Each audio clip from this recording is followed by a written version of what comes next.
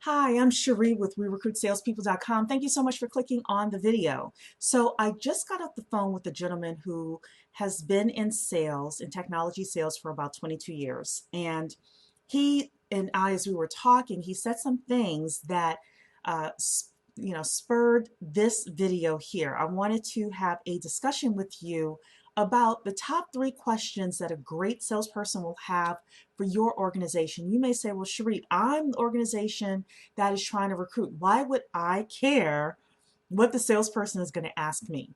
It's very simple, because the top salespeople want to make 200,000, 300,000, $500,000 a year. You may find the greatest person and they may pass on your company because you are not able to articulate the answers to these 3 questions. I don't want you to fall into that pitfall. So one of the things that I do with my clients is I make sure that you're able to answer these 3 questions. And don't forget, from your point of view, 77% of sales hires in any company are bad hires. They're bad hires. So you want to make sure that you are matching yourselves up perfectly, or as well as you can, with the right salespeople for the jobs that you have. The other thing is, a bad sales hire is about $745,000 of cost to you and your organization. So we don't want to take this lightly. So let's say that you have a top salesperson who has worked at companies big and small, worked with all sorts of different types of technology out there, and they're coming to interview with you. What are 3 questions that they're going to ask?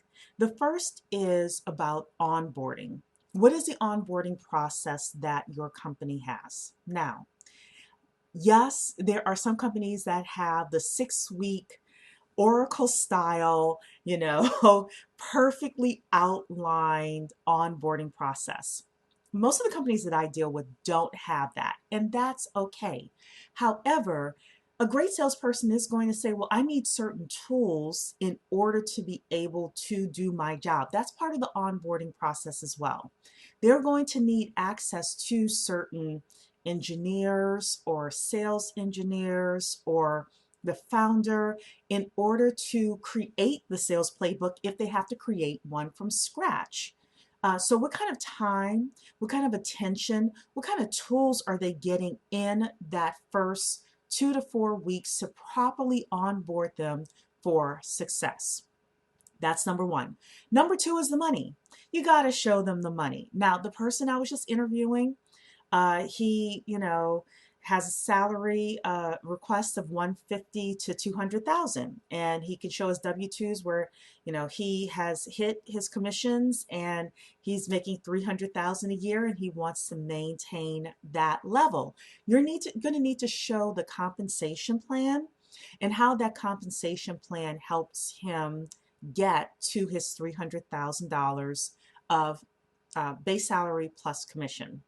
Um, any top salesperson is going to ask that. They're going to ask that. So you want to have a couple of different scenarios in place for how they can get there and how quickly they can get there based on your sales cycle and based on what they're going to be doing. Are they responsible for hunting for business, meaning they go out and they prospect and they close a business? Or are they responsible for nurturing your current clients and getting them to upsell and customer success and all of that? So you want to think about that. And number 3, he and I had this conversation and I chuckled inside because it is so true. He has had this issue and I have had this issue, and that is your ability. If we go out and we get you 5 million, 10 million, $20 million a year in sales, can you support that? Can you support it? Because he was telling me that he was bringing in a Fortune 50 company to his company to do business with them. And it turned out that his business couldn't support that Fortune 50 company. They didn't have the infrastructure to support that company. So he lost out on commission, he lost out on time, and it was a little frustrating. I've been there as well, where you go out, you bring this business end and the business can't support it. So trust me, top salespeople are going to ask you about this. They're going to ask you if you have the infrastructure. If I go out, if I do a good job, can you support the additional clients, the additional logos that I'm bringing to the table? And you have to be honest with yourself. And if you can't do it, if you as a hiring manager, you as a recruiting manager can't do it, um, be honest, because there are other salespeople who maybe, maybe you don't want the $10 million a year quota hitting salesperson. Maybe you need the $2 million a year salesperson who can hit more of the smaller mid-sized businesses. There's nothing wrong with that, but you got to be honest with yourself and with that talented recruit as well. So again, top 3 questions that the salespeople are going to ask that you want to have answers to is number 1, what's your onboarding process and what kind of tools am I going to get during the onboarding process? Number 2 is what's your compensation plan? Show me the money. And number 3, do you have the infrastructure? If I hit the goals that you have for me, do you have the infrastructure to actually support those additional clients that I'm bringing to the table? So that's it for me. I hope you have a great day. If you want to get a copy of our checklist, so this is our IT salesperson hiring checklist. It's free, no obligation. You can come to werecruitsalespeople.com, download that. Also, I'm going to put the link to my Calendly in if you want to have a 15 to 30-minute call about your toughest challenges with hiring salespeople.